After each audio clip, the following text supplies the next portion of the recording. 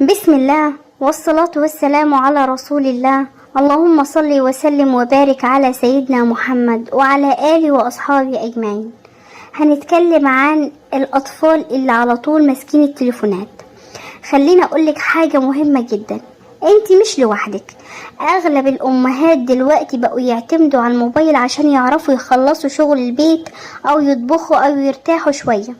الطفل يقعد هادي والام تقدر تخلص اللي وراها، لكن المشكلة ان الموضوع بيبدأ بنص ساعة وبعدها يبقى ساعات طويلة كل يوم. الطفل الصغير بطبيعته بيحب الحركة واللعب والاكتشاف، لكن لما يتعود على الموبايل بيلاقي فيه ألوان سريعة وأصوات كتير وحاجات ممتعة أكتر من أي لعبة عادية، ومع الوقت بيبقى اللعب الطبيعي ممل بالنسبة له. كمان كتير من الأمهات بيلاحظوا إن أول ما الموبايل يتشال من الطفل يبدأ يعيط ويتعصب أو يزهق بسرعة، وده مش معناه إن الطفل وحش أو عنيد، لكنه ببساطة اتعود إن المتعة كلها جاية من الشاشة. المشكلة الأكبر إننا أحيانا بندي الموبايل للأطفال عشان نهرب من الزن أو المشاكل أو الخناقات بينهم، فيبقى الموبايل هو الحل السريع لأي. ومع تكرار الموضوع الطفل بيتعلم إن أي ملل أو ضيق علاجه إنه يمسك الشاشة. لو انت حاسة بالذنب ما تجلديش نفسك، المهم انك عرفت المشكلة وبدأت تدوري على حل، لان اول خطوة في التغيير هي الاعتراف ان في حاجة محتاجة تتصلح. تعالي نفكر مع بعض، ليه الطفل اصلا بيجري على الموبايل اول ما يصحى او اول ما يزهق؟ لان الموبايل بقى اسهل مصدر للمتعة. زمان الطفل كان بينزل يلعب او يلون او يفك لعبة ويركبها، دلوقتي بضغطة زر يلاقي مئات الفيديوهات او الالعاب قدامه. عقله بيتعود على المتعة السريعة، وده بيخليه اي نشاط تاني يحسه ممل ويحتاج مجهود. لكن الخبر الحلو ان الطفل مش متعلق بالموبايل نفسه، هو متعلق بالاحساس اللي بيديهوله. عشان كده لما نيجي ناخد الموبايل منه فجأة ومن غير بديل طبيعي هيزعل ويعترض. تخيلي حد متعود كل يوم على حاجة بيحبها جدا وفجأة اتمنعت عنه مرة واحدة. عشان كده اول خطوة مش اننا نشيل الموبايل نهائي، لكن اننا نبدأ نقلل الوقت بالتدريج. لو الطفل بيقعد 5 ساعات مثلا، ما ينفعش بكرة نقوله هتقعد نص ساعة بس، ده هيخلي البيت كله فيه خناقات. الافضل نقلل شوية شوية لحد ما يتعود. وحاجة مهمة جدا، الطفل بيحتاج يشعر انه في حاجة ممتعة تانية في حياته. اقعدي معاها 10 دقايق لعب حقيقي، مش لازم ساعات. ال10 دقايق دي احيانا بتفرق اكتر من العاب كتير. الطفل في الاخر مش محتاج العاب غالية، هو محتاج اهتمام ومشاركة. كمان حاولي تشاركيه في الحاجات اليومية، لو بتطبخي خليه يساعدك في حاجات بسيطة تناسب، لو بترتبي البيت خليه يرتب لعبة او يحط حاجة مكانها. الاطفال بيحبوا جدا يحسوا انهم كبار وليهم دور. وفي نقطة مهمة لازم نعترف بيها، احيانا احنا الكبار نفسنا ماسكين الموبايل طول الوقت. الطفل بيشوف اكتر ما بيسمع، لو شاف امه او ابوه طول اليوم على الشاشة هيحس ان ده طبيعي. التغيير مش هيحصل في يوم وليلة، وممكن يكون فيه اعتراض وعياط وفي البداية، لكن مع الصبر والثبات الطفل هيبدأ يكتشف ان في حياة تانية غير الشاشة، وان اللعب والحركة والكلام مع الأسرة ممتعين برضو. طيب دلوقتي اكيد في ام بتقول انا مقتنعة بكل الكلام ده، بس اعمل ايه؟ لما اشيل الموبايل من ايده يقلب البيت كله صريخ وعياط، وده طبيعي جدا في البداية. اي عادة الطفل اتعود عليها لفترة طويلة اول ما نحاول نغيرها هيقاوم. المشكلة اننا احيانا بنستسلم من اول يوم ونرجع نديله الموبايل عشان نرتاح، فيتعلم الطفل ان لو عيط شوية هيحصل على اللي عايزه. عشان كده اهم حاجة هي الثبات. لو قلت النهاردة ان وقت الموبايل ساعة، يبقى ساعة فعلا، مش ساعة النهاردة و3 ساعات بكرة. الأطفال بيحبوا الروتين الواضح حتى لو في الأول بيزعلوا منه. ومن الحاجات اللي بتساعد جدا انك تعملي ركن صغير للعب، مش لازم اوضة العاب ولا مصاريف كتير، كام لعبة، كراسات تلوين، مكعبات، ورق واقلام. الطفل لما يلاقي الحاجات قدامه بيبدأ ينجذب ليها بالتدريج.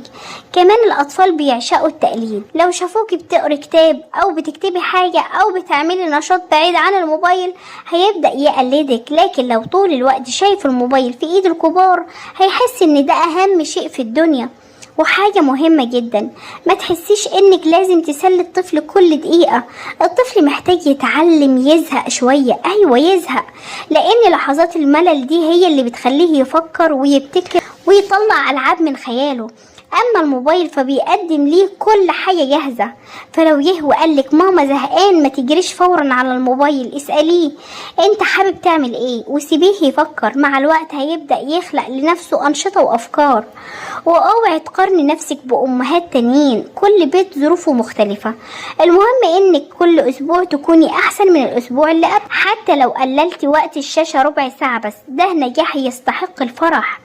افتكري دايما ان هدفنا مش نمنع التكنولوجيا تماما، لكن نعلم اولادنا يستخدموها بشكل متوازن من غير ما نسرق طفولتهم او وقتهم او علاقتهم باهلهم. في اخطاء كتير بنعملها بحسن نية، لكن للاسف بتخلي الطفل يتعلق بالموبايل اكتر واكتر. اول خطأ ان الموبايل يبقى مكافأة. لما نقول للطفل لو سمعت الكلام هديك الموبايل، او لو خلصت اكلك هتمسك التليفون، احنا كده بنزرع في عقله ان الموبايل جايزة كبيرة جدا وانه احسن حاجة ممكن ياخدها. تاني خطأ ان الموبايل يبقى الحل لكل المشكلة. الطفل بيعيط، موبايل، زهقان، موبايل، الام مشغولة، موبايل، راكب المواصلات، موبايل. مع الوقت الطفل مش بيتعلم يتعامل مع اي مشاعر او مواقف الا بالشاشة. وتالت خطأ اننا ندي الطفل الموبايل قبل النوم. كتير من الأطفال بيناموا والتليفون في إيديهم، وده بيأثر على راحتهم ونومهم ويخليهم يصحوا عايزين الموبايل أول حاجة في يومهم. كمان من الأخطاء إننا نمنع الموبايل مرة واحدة بعصبية. الطفل ساعتها بيشوف الموضوع عقاب مش تنظيم. الأفضل إننا نشرح بهدوء ونحط قواعد ثابتة وواضحة. ومن الحاجات اللي لازم نفهمها إن الطفل لما يزن أو يعيط بعد تقليل الموبايل ده مش دليل إن الخطة فشلت، بالعكس ده معناه إنه بيحاول يتعود على الوضع الجديد زي أي شخص بيغير عادة متعود عليها من زمان. اسألي نفسك سؤال: هل ابني عنده يوم مليان حاجات ممتعة غير الموبايل؟ لو الإجابة لا، يبقى طبيعي جدا بيتمسك بالشاشة. الطفل محتاج حركة وضحك وكلام ولعب وخروج حتى لو بسيط. وأهم حاجة ما تتوقعيش نتيجة سريعة. التعلق بالموبايل حصل على شهور أو سنين، فطبيعي علاجه يحتاج وقت وصبر. كل يوم تقللي فيه شوية وكل مرة تكسبي معركة صغيرة، انت بتقربي لأولادك وبتساعديهم يعيشوا طفولة أجمل. بعد كل الكلام اللي اتكلمنا فيه خلينا نتفق على حاجة مهمة جدا. انت مش محتاجة تكوني أم مثالية، انت محتاجة تكوني أم بتحاول كل يوم تبقى أحسن شوية من امبارح. لو عايزة تبدأي من النهاردة اعملي خطة بسيطة لمدة أسبوع. حددي وقت معين للموبايل كل يوم. قبل وقت الموبايل اعرضي نشاط تاني على الطفل. خصصي وقت قصير للعب معاه حتى لو 10 دقايق بس. امنعي الموبايل وقت الأكل وقبل النوم.